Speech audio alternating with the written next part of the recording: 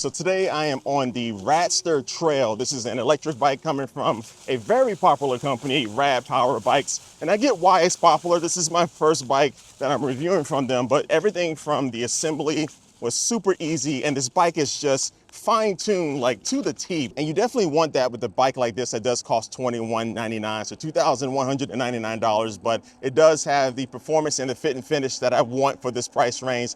The look of this bike is really nice, so it does come in two different colors. So the base colors is green like I have here, and also this type of maroon or brown type of color. And so these are more like earthy tone colors, which I like because this is a trail bike that is meant for going off-road and stuff.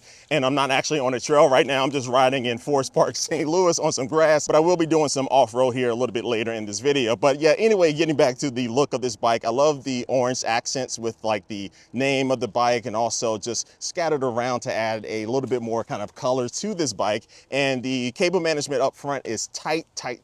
And you do have some integrated cabling as well to keep everything nice and clean. And the handlebar grips are nice and comfortable. And I'm typically not a fan of a lot of like labeling and like logos and stuff all over the bike, but the logos are, again, tastefully done. And also you do have some disclaimers here right there on the middle of the frame, like, you know, telling you the minimum operator range and different stuff like that. But again, it all looks very nice. It's kind of a muted color, so it doesn't stand out too much. And you also do have a mounting point here in the middle of the frame here, so you can attach something like a water bottle if you want. And you also will notice this class 1 label right here as well. But this bike does go up to class 3, which I haven't unlocked to go to now. And it's very easy to unlock it. You just go into the settings by holding down on the mode button, and it's a very nice menu system that will allow you to change it. And now this bike will be able to go up to 28 miles per hour using pedal assist, and with throttle you should be able to get up to around 20 miles per hour. And so yeah, I'm helping crunch up some of these leaves out here for the lawn workers out here in Forest Park. But yeah, anyway, this does have a 750 watt motor, and that's its peak. It doesn't go any higher than 750 watts. So this isn't going to be like a speed demon. You're not going to be able to get up to like 32, 33 miles per hour on this. So they're definitely trying to make sure this thing can stay legal and it's going to be within the regulations and stuff. Okay, so let's get into my speed tests here. So first test, we'll just be using the throttle only.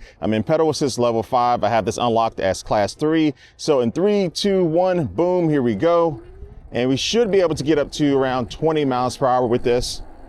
We're already at like 13, 15, 17, and 20 miles per hour, that quick. So not too bad. But now when I switch over to pedal assist, we should be able to get up to 28 miles per hour. So let me just go ahead and kick in. And let me actually bump up the gears a little bit. 26, 28 on the bike's display, 27.6 on my GPS app on my phone. So yeah, we're able to get up to 28 miles per hour with pedal assist. And now let me test out the hydraulic disc brakes. Oh yeah, nice and good, steady and quiet.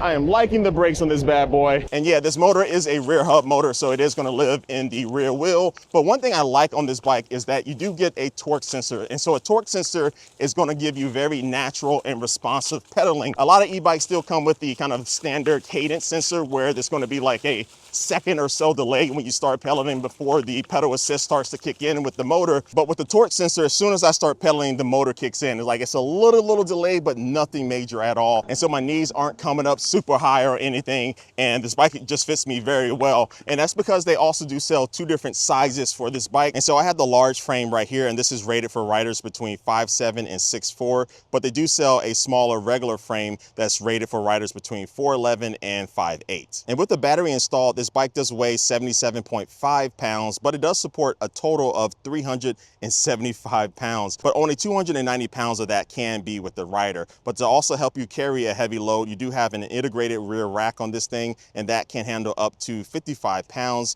And you also do have some other mounting points on the rear rack itself to be able to help you attach and strap things down if you need to. All right, so we are getting a little bumpy here, but anyway, yeah, this bike does come with just a front suspension, so no rear suspension. And this bike is easy to get on and off because it does have a gap in the middle of the frame here, so you can easily step through that to be able to sit on it. And speaking of sitting, the seat on this bike is pretty good. So it's a nice contour seat, and so this helps the seat to kind of conform to your bottom here. But yeah, overall, it's a pretty good general seat. The seat is a little skinny, but not too skinny for me. I'm a big boy, but I'm still able to be comfortable on this seat. But because this bike does not have a rear suspension, I would probably end up putting a slightly bigger seat on this and probably a suspension seat post. And that actually will be a recommendation from me going to RadPower bikes for the next version of this bike, to go ahead and put a suspension seat post or just include that with it, and that would make this bike even better. Now, you do have 5 pedal assist levels to switch between, and I love the fact that on the display, which is a nice big colorful display, when you switch between the different pedal assist modes, it will actually give you your remaining mileage when it comes to the battery life. So I can go from 0 all the way up to 5, and it will adjust to tell you how much range you can expect to get as you change between the different pedal assist modes. But now, if you are trying to get a little bit of a workout in, you can always go down to 0, and so this will turn off the pedal assist, and so now you're just going to be using your legs. But you do have up to 8 gears to be able to switch between, so you can always go down to a lower gear to help you out with this. But I do like the fact that, say you are in 0, but you need to kind of get some assist from the motor, you can still go ahead and use this half twist throttle to be able to engage the motor even in level 0. And that is nice, so you don't have to actually switch back between a different riding mode. But let me get back off-road here for a little bit. So one thing I like about the controls on this bike is that the buttons here on the left-hand side are really nice. They feel very good as far as like the rebound you get when you do press in on them. And then you also can press and hold down on the minus button to engage the walking mode for this bike. So you can walk alongside the bike and the bike will turn on the motors for just a little bit. And then you also do have a little mechanical bell right here. It's all right, not that loud, but you know, if you're on a trail or something, it'll get the job done. And then also underneath the button controls, you will find a USB-C port, which is nice to see. Typically you see USB type A ports, but you do have a USB-C port to be able to charge your phone if you want to while you're riding. Oh, and let's talk about the tires. So these are fat tires, but not the typical 4-inch fat tires that you see. These come in at 3 inches, which is right there in between skinny and fat tires. And this is actually my favorite size tire because it gives you the best of both worlds, right? So it gives you some, thickness if you are going off-road or on a trail, but also it gives you some thinness as well for when you do switch over to a paved path as well. And these tires do have a brown sidewall on them to add to the design of this bike, and also they have some decent threading on them as well to be able to grip the ground that you're riding on. Now I do need to top off the air in my tires here, and this isn't sponsored, but Ed & Wolf actually sent over this X6 compressor here, so this will be able to push some air inside of my tires. And I'm showing you this because I just love how it's set up here. So you have the hose that I'm going to just take out right there, and it's automatically already ready to go attached to this. And also you do have this bigger hose that you can use for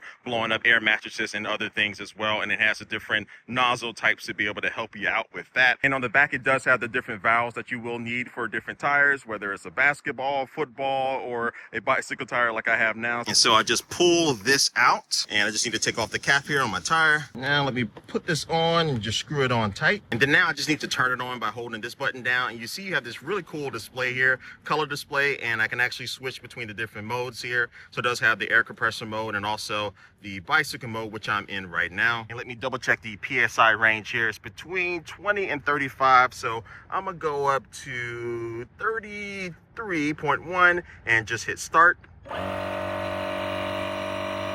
And this thing is pretty powerful here, so you can see it is going up very quickly here. All right, so that is done. So it took around like 40 seconds or so not too long at all. But you also do have a built-in light right here, so the button for that is right there. And it does have a couple of different brightness levels as well as an SOS function as well. So yeah, pretty good little compressor here. The S6, I'll drop a link down below in the description. But now let's go off the beaten path here a little bit. So let's see if I don't flip over my bike here. And the braking is just so solid. And we got a little bit of a hill, so let me get some momentum. Alrighty, there we go.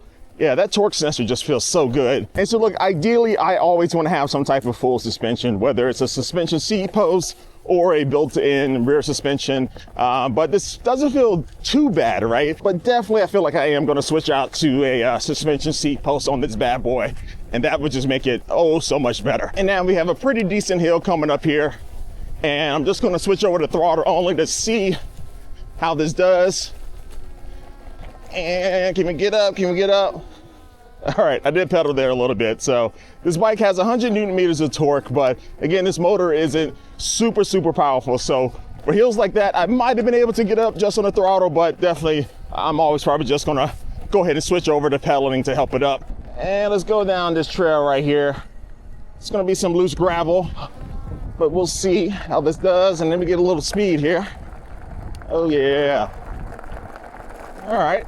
Control is feeling pretty good so far, and it's nice and bumpy. Oh yeah. But then now I'm gonna switch over to the grass. And now I'll switch back over to the gravel. Now right now I'm riding on the road, and as a car passed me, it's a good thing that I do have a brake light on the back of this bike. And also you do get turn signals that are integrated into that brake light, which is also nice to have to be able to let people know what you're doing when you are riding in the road. And then for your nighttime riding, you do get a 200 lumens headlight, which is nice and bright. And the headlight does have an auto on feature. So it does have, like, I'm assuming, an ambient light sensor to be able to see when it's getting dark and then go ahead and automatically turn the headlight on for you. Now let's talk about range. So you do get a 15 amp hour, 720 watt hour removable battery, and this does have their Safe Shield labeling on it, so this means that this has been tested and it's going to be rated to be able to be a super safe battery when you're charging and just riding around and stuff. And they estimate the total range of this bike to be between 25 and 65 miles. But of course that does depend on the pedal assist level that you're in, how much you're using the throttle, and also the terrain you're riding on, the wind resistance, how much you weigh, how much you're carrying. All those things will determine how much actual range that you get. But anyway, the battery on this bike is removable, so you can use the keys that come with the bike to be able to unlock it, and then now you can take it inside and charge it if you want, but you can always leave the battery on the bike and just charge it that way as well. So this does come with a 2 amp smart charger, which will get the battery fully charged in around 4 to 6 hours. Now this bike also does have a security feature to prevent someone from just being able to hop on the bike and turn it on and ride away with the throttle and stuff. So you can set a 4-digit passcode or use one of the NFC fobs that they give you with this bike to be able to just simply unlock this bike. And I love the fact that the NFC, you just tap it right there on the spot on the display, and then now you're ready to go ahead and take off and start riding. Now some extra stuff about this bike is that the fenders are nice and tough. I don't know if these are plastic, they're definitely not metal, but they are very strong. And this bike is also rated IPX6, so it'll be fine for getting caught out in the rain. And also you do have a mount here on the front if you do want to attach a basket, and RadPower does sell some baskets and other accessories on their website. Uh-oh, we do have some rocks here. Oh yeah. Woo, these are loose, but this bike is actually doing pretty good. Hopefully I don't pop a tire, which I didn't. So yeah, that was actually not that bad. But anyway, let me go ahead and close out this video. So this Radster Trail is just a really good on and off-road bike. I love that it's made for kind of every situation with the size tires that it has, 3 inches, really good. And then also the design does fit in. If you are riding on a trail, it doesn't look like a motorcycle or a moped. So it does blend in. And so this does have a price of $21.99, so $2,199. I'm gonna drop a link down below in the description of this video so you can go check that out. And it might be an affiliate link, so if it is, it does help support this channel if you do use that. I really do appreciate it. But yeah, let me know your thoughts about this bike in the comments below. But like always, I do want to thank you for watching, and I will catch you later. Peace.